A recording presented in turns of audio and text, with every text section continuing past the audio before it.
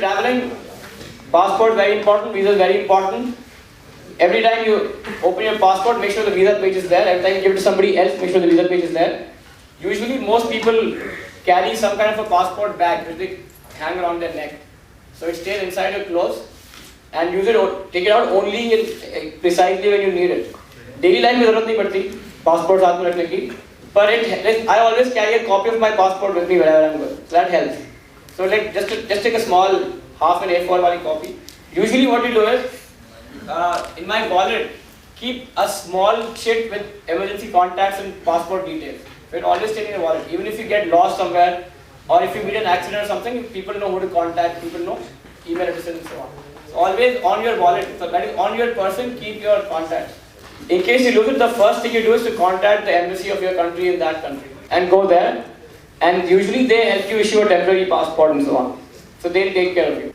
So in general, if you fall in trouble, whether legal trouble or whether any other personal trouble, the embassy of your country in the place where you are is the to-go.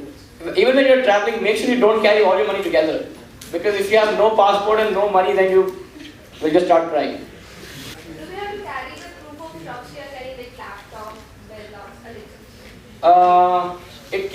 So carry copies of bills at least, of important stuff like camera, or at least laptop, so carry copies of the bill so that you have some kind of proof.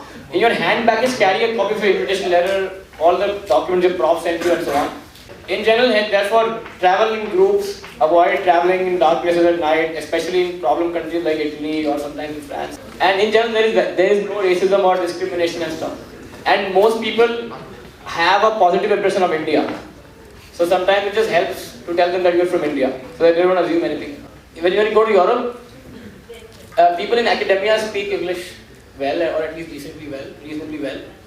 However, the everyday people will not probably know English well, or might not know it at all. So it will be advisable to at least learn some bits of the language.